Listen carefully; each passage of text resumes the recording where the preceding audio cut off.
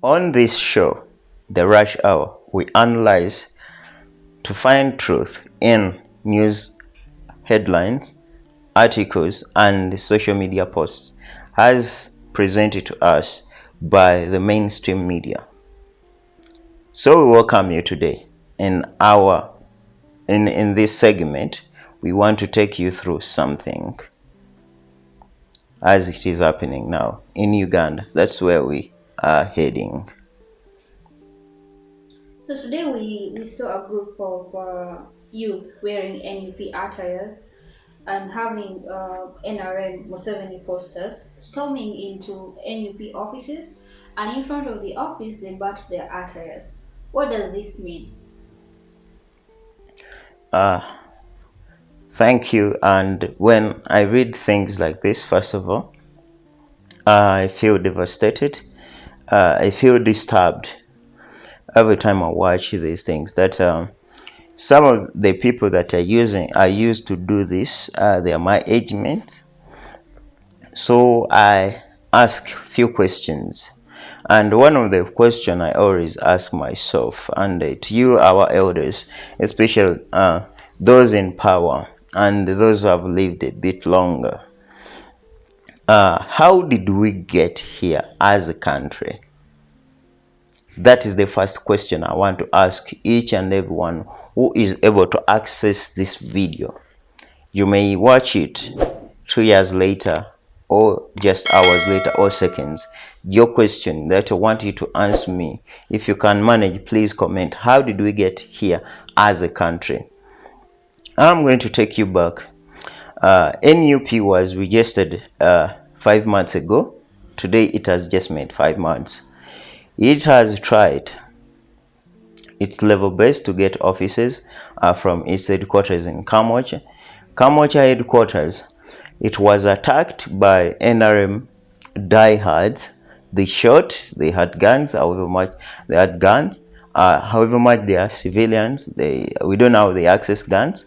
NUP tried to go to court. Up to today, the case is not yet settled, so we cannot talk much about it. But then, weeks later, Uganda People's Defense Force, Uganda Police, and other security organs, they went to NUP offices just 2 days to the nomination day, when NUP was planning to nominate. Like the following day, I remember that saga NUP allegedly says that the signatures of their candidate, that is Robert Chagulanyi Sentam, they were taken by who? Security organs. Up to today, that one is aside. That is violence. Where they put the door out, where they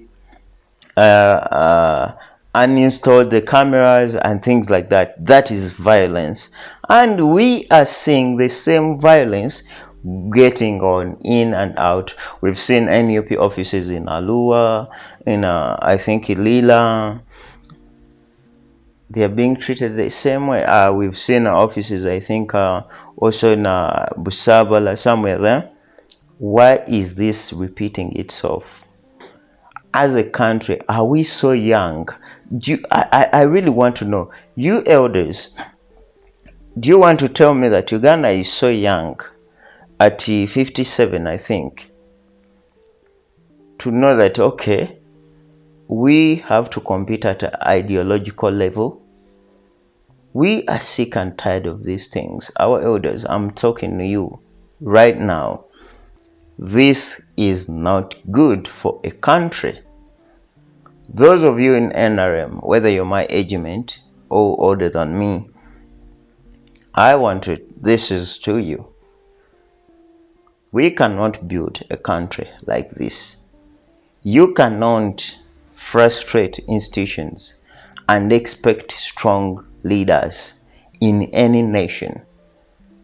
First of all, if we want to have a country, we must respect institutions. NUP today is a registered party. You took it to court, it won the case, so stop that electro nonsense, if I may rephrase it. It is electro nonsense. You policemen and policewomen who are being used in this, please have common sense. Try to know that, okay, why are you guarding NRM cadres, people holding Museveni's pictures, of all people, being guarded? Go to NUP offices and ban their attires. That is ridiculous, that is senseless, that is reckless. We cannot have a country that move into that direction. From my own view, this is not the first time, and I'm very sure it's not going to be the last time. But why? One of the reasons why Kyagulanyi is a strong, formidable candidate today is because of the violence that has been unleashed on him straight from Arua. Why were you supposed to do that? Can you predict the Uganda we have today, or we're gonna have tomorrow? I do not think so. I want to take you to this story that has been surfacing online of one Aunt Kaduka, who, when the police found that she was not at her home, they arrested her baby so that she can, it's like to lure her into their premises. Into the trap. I just imagine a mother who has a baby. I think her child is bare 3 months, so the baby has to be breastfeeding. Now, on this case, I want to talk to you, the women rights fighters and the human rights defenders. I expect you to be on the front line of rescuing this woman. I try to go through her case. It is not unique from other political prisoners. The only case I'm finding they are trying to put in her is because she has a divergent opinion from the status quo, and that is bad. That people, when they disagree with government, they have to be abducted from their homes. Actually, this is something that tells people. You find that now Ugandans have an argument of saying that Obote and Amin regime were better than Museveni's regime, because this woman, this mother, I really sympathize with her family. I really don't know her. I've just seen this case. At first, when I read this in social media, I was like, no, maybe it is not true. But it is truth.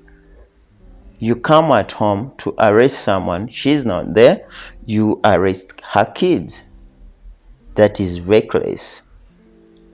I think it is also in this government where we've seen someone cut off someone's head, take it to parliament, and the head of this head was a child's head.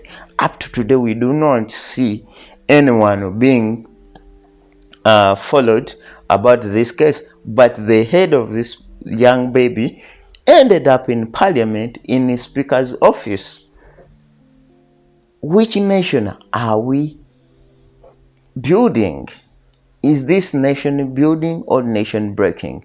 Are we at a breaking point, or we are at a making point? Is this a way we're gonna secure our future? To you people in government, because security organs, they are commanded by people in power. In Uganda's constitution, security organs, they report to commander-in-chief. So when you receive the so-called intelligence information, when you report it to the commander-in-chief, what is this saying about the things you're doing? We are in a country where, but you guys don't care about the rights of young and women, not men. This is the same country. I remember, it is this year ending, 2020. someone carried a baby's head and took it to Speaker of Parliament in the office. That boy, that man was arrested, but up to today, we do not hear about that case. And you find that our newsroom do not follow this case. Do you know why they do not follow it? Maybe it's not profiting for them. Why? Today I've noticed one character about the people in newsrooms. I'm not trying to bash you, but I'm just trying to find the truth in whatever you're doing. I've read Monitor has posted about the attack on Bobby Wine's and NUP's offices in Lango region. NTV, NBS, these are three media good houses. We have the printer, which is a Monitor, they are posted about it. Nile Poster is posted about it. NBS has, NTV has. But few weeks ago, in November, when they arrested Honorable Chagwani, people were demonstrating in Kampala. These same media houses, they did not even give us a single picture or pictures of the ongoing in Kampala. But all these NTV is located at Serena Hotel, is very, very central.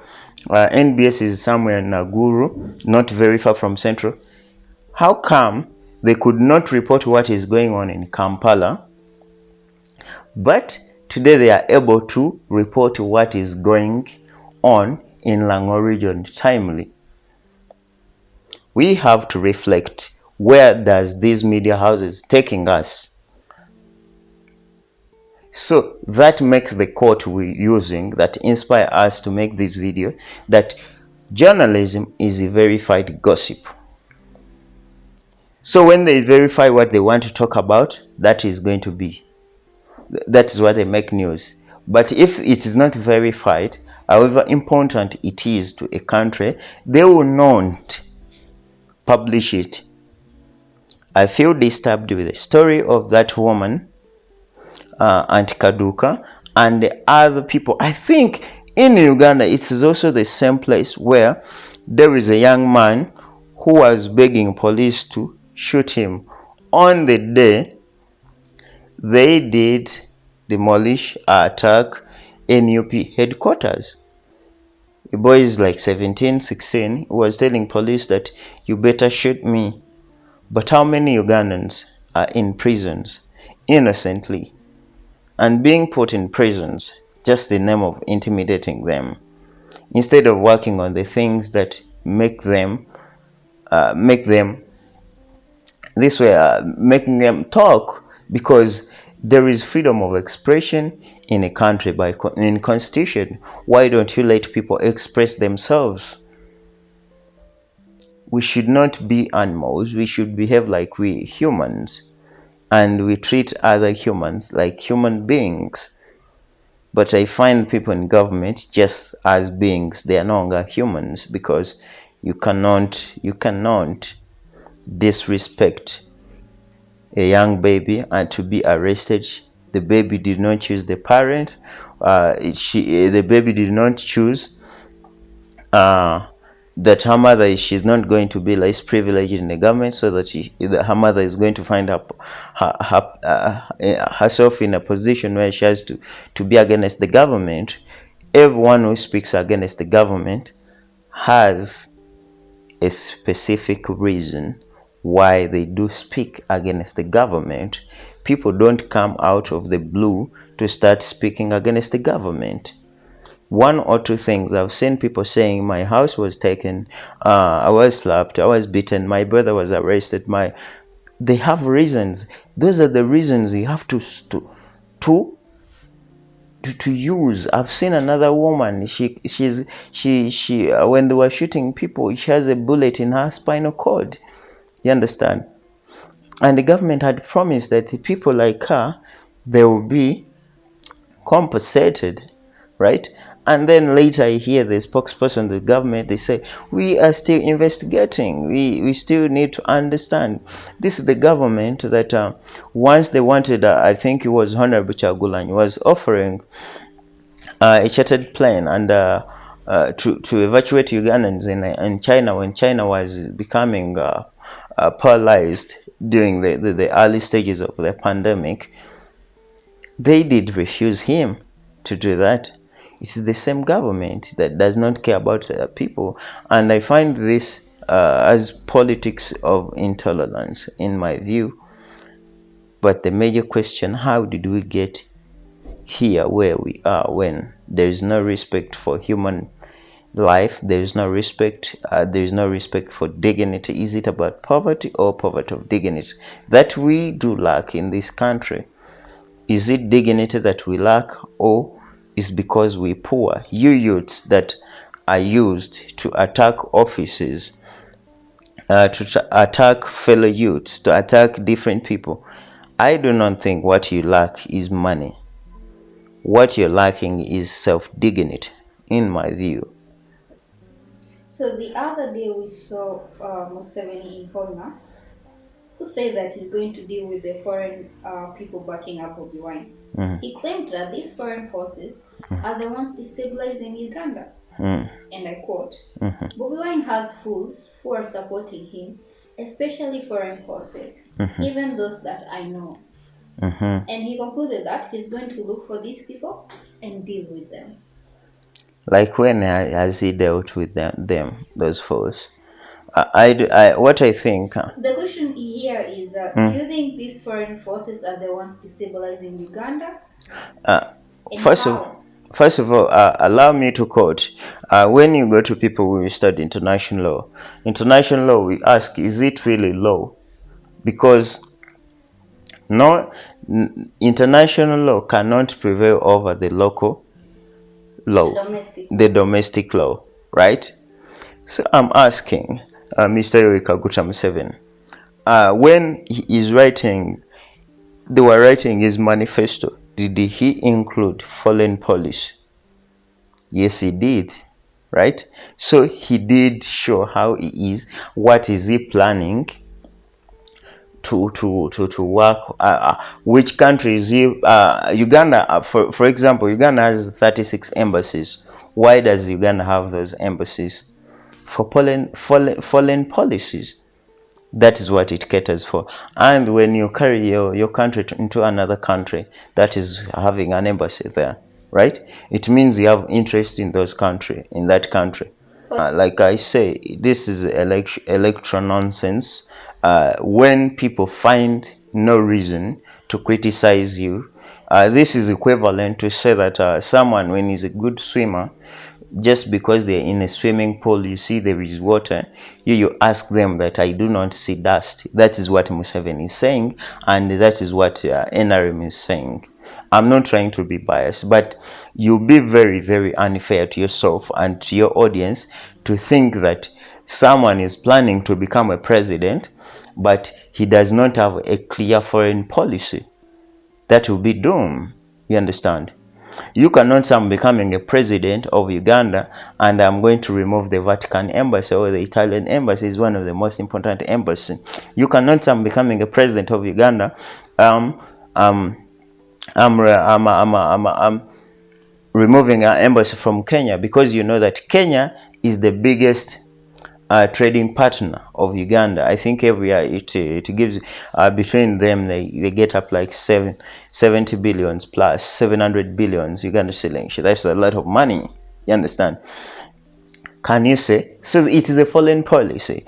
You know that Uganda and Rwanda, they involve in a lot of fights. They have those things. So any sensible incoming president should look at all these things. Another thing, you cannot say that I'm becoming a president of Uganda, I'm not going to do with the United States or EU, but those are your biggest donors, you understand? So you must respect them.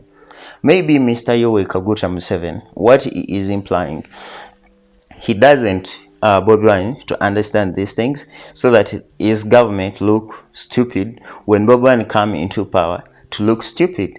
But if Bobi Wine, whatever he is doing, it is the right way. He should really engage with the ministers, and since now he has a political party, he's registered, and he's not the only one. He's not an outlier. everyone is working with them. When Yoweri Kaguta Museveni was coming to power, he stayed in Sweden, and his family was given even asylum in Sweden. Why? We should ask such a question. Why did he move his family to Sweden? For protection. And also he stayed in Germany for quite some months, and some good months, I think up to 6 months, 3 to 6 months. Why they had to do that? Because the European Union has stake in Uganda. Then also Museveni visited the United Kingdom. That was his plan. Actually, Museveni, and today when you look at the history of people like Amama Mbabazi, his role was to lobby abroad. And Bobi Wine should have such people. Today, Amama Mbabazi carries some rank in the Ugandan army. He did not fight. He was not there physically. His role was to rob from somewhere else and bring money and bring food. You understand? But do you agree with President Museveni when he says that these foreign people backing up Bobi Wine are the ones stabilizing Uganda, destabilizing Uganda? First of all, how does a country be destabilized? Let me first take you through this. You will tell me whether it's Bobi Wine, whether it's Museveni himself or his government. First of all, destabilize a country by having a poor economic policy. Don't allow people to have money. Bobi Wine started politics 3 years ago, right? That is when he comes into politics. So Museveni should give us data, or NRM should give us data that prove that indeed Uganda's economy, this was our GDP, but because of this is the sales, these are the companies that have failed or have evacuated Uganda because of Bobi Wine. You should not just take Ugandans for granted. You should give us evidence that, look, since 3 years ago when I changed the constitution, Bobi Wine and People Power started, company A, B, C, D have left Uganda because they feel like it is a unstable country. And those countries, they should have it in written that indeed they are scared of the incoming government of Bobi Wine. But short of that, he'll be lying. Then I'll go to another thing. How do countries become destabilized? When people protest, they shoot at them. Is Bobi Wine owned any gun? Just a few days ago when he was arrested. Why was he arrested? Because the government saying he's breaking SOPs. SOPs, yes. Standard operating that is standard operation SOPs. Then the government choose to shoot at innocent Ugandans, right? Okay, is that Bobi Wine destabilizing the country, or the government itself is shooting in its leg? Then I'll go. Destabilize a country, suffocate media for people not to be speaking freely. You understand? How do you destabilize a country? Make sure your government officials, when they steal money from the government, they are not arrested. Do you see anyone being arrested because the COVID money was stolen? No. Then destabilize a country by just making your youth unemployed and unemployable. What is the percentage of Ugandan youths that are employed? Government should be the biggest employer. When people, what criteria do government of Uganda use to employ one person or the other? What criteria do they use? When you ask Ugandans, they will tell you, I was denied the job because I'm not coming from a side ABCD. That is the reality.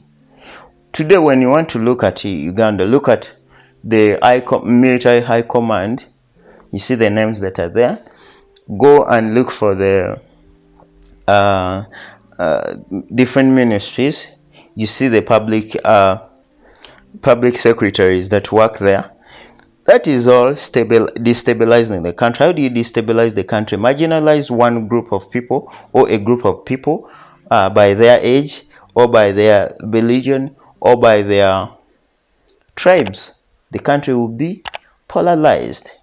So in the end, I want you, our viewers, to tell me whether it is the foreign people or whether it is Bobi Wine's foreign people or the government that destabilized the country called Uganda. I will leave that to you. Moving on, I want us to focus a bit on the Andrew Mwenda's article, where he claimed that Bobi Wine is creating a mass grave in Uganda by saying the fact that Bobi Wine has been running rallies all around and telling people not to put on masks, and that was highlighted in his article. So, what do you have to say about this? Mr. Andrew Mwenda, actually, to you guys, people like Andrew, they are the reason why we decided to make this channel. Not because we are the smartest, but we want to show them that we are not stupid enough. I'll start like this. Remember, Andrew Mwenda, he has been a journalist all his life, so he verify gossip, and here we are here to tell you the truth. So we find truth in their truth by hypothesizing what they say. Is it true? Okay, the null hypothesis in this video about Mwenda's later is going to be say, okay, it is true. Bobi Wine tells his people, tells Ugandans, do not put on the mask. But then the alternative is going to be Bobi Wine does not. I'ma tell you, the person who argue that the hypothesis is true is going to say this. Bobi Wine, when he goes to the campaign, he does not tell people to put on the mask. Then someone who is having an alternative hypothesis, he will tell you this. We gave government money that was around 59 or to 82 billion Uganda shillings. Its purpose was to make masks. Where are they? You don't know. The government never bought that mask, and we cannot trace where that money lost. Billions. Okay. Another thing. Government promised Ugandans that they're going to give them food. Those in Kampala and Wakiso, 1.5 million people who are living the urban poor. They did not get that food. Those who got it, it was dirty and not something you can eat. So that is the alternative hypothesis. I'm subjecting Andrew Mwenda's writing article on the two hypotheses.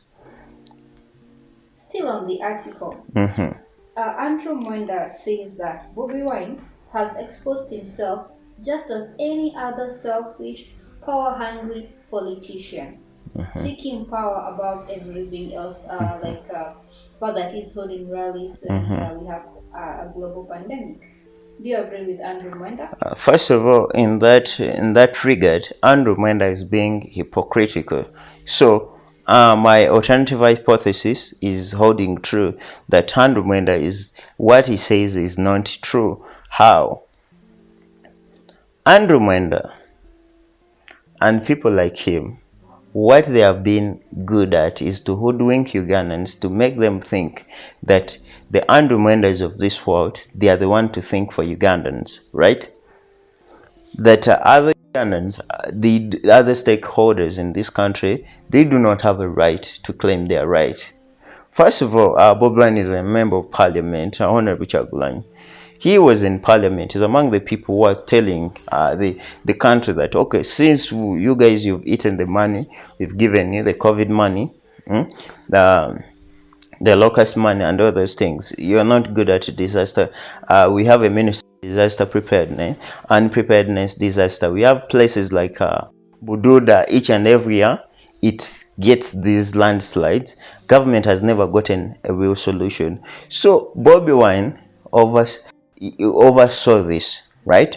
He overlooked it and said, fine, we can postpone the election, right, to maybe somewhere June next year.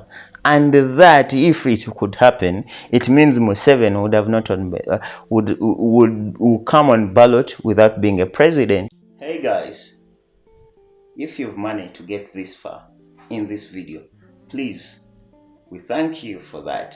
And we also say, can you please subscribe? Please subscribe to our channel so that you give us more energy to make videos like this. And please, we plan to get more programs and more people on this channel, but you have to give us that energy by subscribing. And near a subscription button, there is another arrow, which is a share button. Please, can you share our videos after watching?